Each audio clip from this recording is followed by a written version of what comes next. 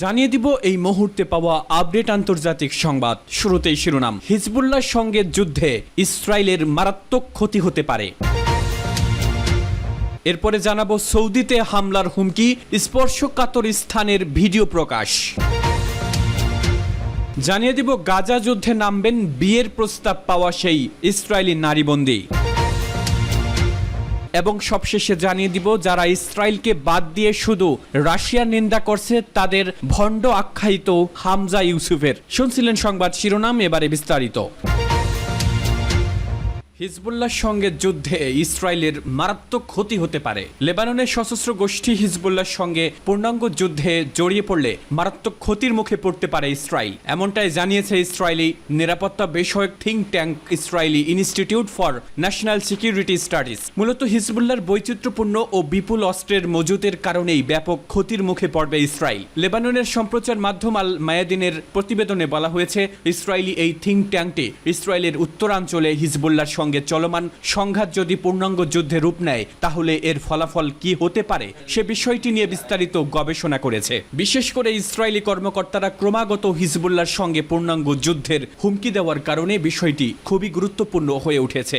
আইএনএসএস এর প্রতিবেদনে বলা হয়েছে, গত বছরের ৮ অক্টোবরের পর থেকে হিজবুল্লাহ ইসরায়েলের ৫,০০০-এর বেশি ক্ষেপণাস্ত্র, রকেট সহ বিভিন্ন ধরনের হামলা চালিয়েছে। এর মধ্যে উচ্চ ক্ষমতা সম্পন্ন গোলা, অ্যান্টি ট্যাঙ্ক গাইডেড মিসাইল উল্লেখযোগ্য। গুরুত্বপূর্ণ বিষয় হলো এসব হামলার অধিকাংশই প্রায় নির্ভুলভাবে লক্ষ্য বস্তুতে আঘাত এনেছে। এসব হামলায় এখন পর্যন্ত ২৯ ইসরায়েলের প্রাণ হানিও হয়েছে।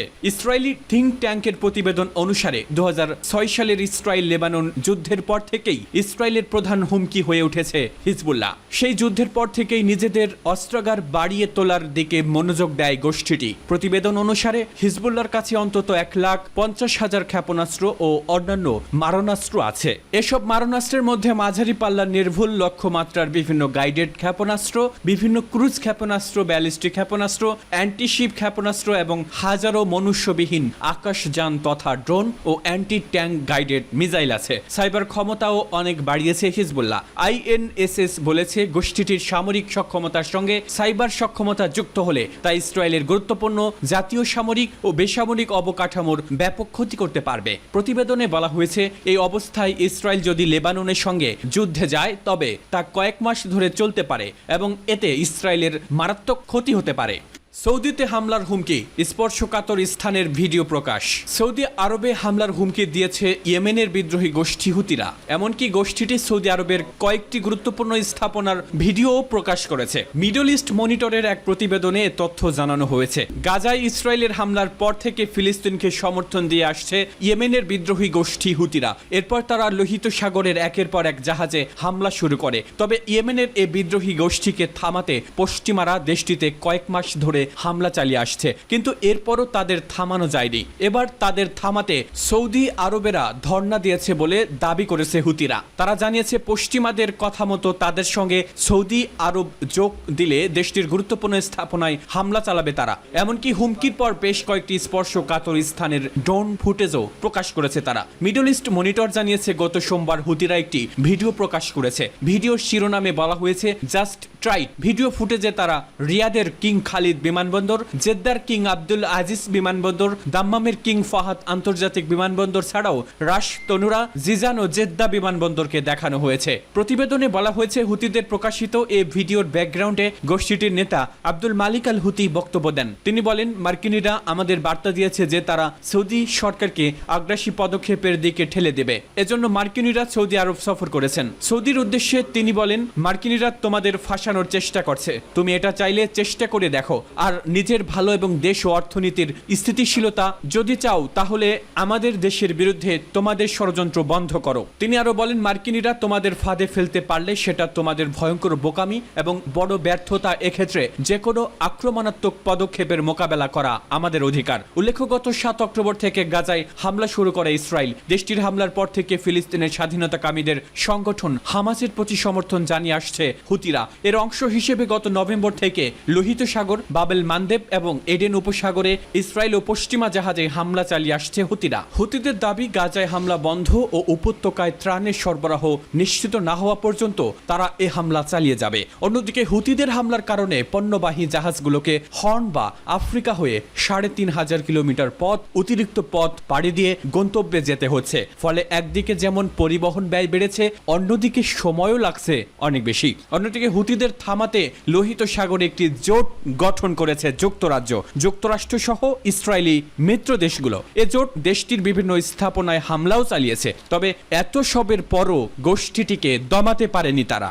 গাজা যুদ্ধে নামবেন বিয়ের প্রস্তাব পাওয়া সেই ইসরায়েলি নারীবন্দী। গাজার স্বাধীনতাকামী যোদ্ধাদের থেকে মুক্তি পেয়েই এক বিস্ফোরক মন্তব্য করেছিলেন এক ইসরায়েলি বন্দী। জানান, তাকে নাকি বিয়ে করতে চেয়েছিলেন গাজার প্রধান প্রতিরোধ আন্দোলনের এক যোদ্ধা।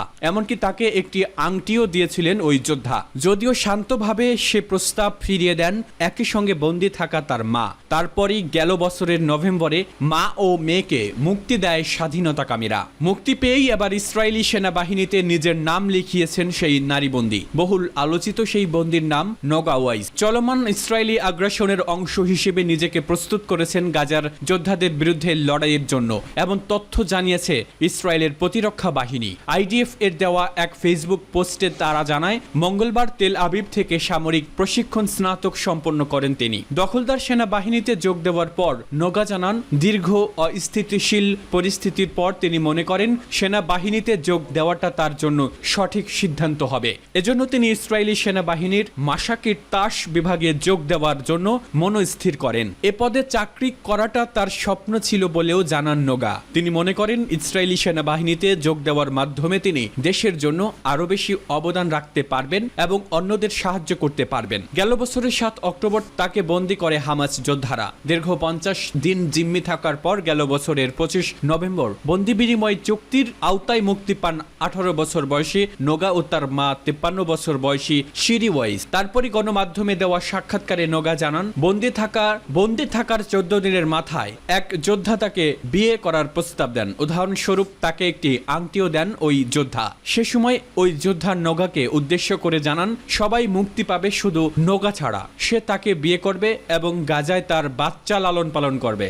যারা ইসরায়েলকে বাদ দিয়ে শুধু রাশিয়ার নিন্দা করছে তাদের ভণ্ড বলে আখ্যায়িত হামজা ইউসুফের। যারা ইসরায়েলকে বাদ দিয়ে শুধু রাশিয়ার নিন্দা করে তারা ভণ্ড। হামজা ইউসুফ ব্রিটেনের নতুন প্রধানমন্ত্রী স্যার কেয়ার স্টারমারকে ইঙ্গিত করে বলেছেন। সাবেক স্কটিশ ফার্স্ট মিনিস্টার এবং এসএনপি নেতা ইউসুফ ভ্লাদিমির পুতিনের ইউক্রেনে অভিযানের সঙ্গে ৭ অক্টোবর হামাসের সন্ত্রাসী হামলার পর বেঞ্জামিন নেতানিয়াহুর গাজায় বোমা বর্ষণের সাথে তুলনা করেছেন। কিয়েভের একটি শিশু হাসপাতালে সোমবার একটি ক্ষেপণাস্ত্র হামলায় অন্তত ২২ জন নিহত হওয়ার পরে প্রধানমন্ত্রী স্যার কেয়ার স্টারমার বলেছেন যে পুতিন সবচেয়ে খারাপ কাজের জন্য দায়ী ছিলেন।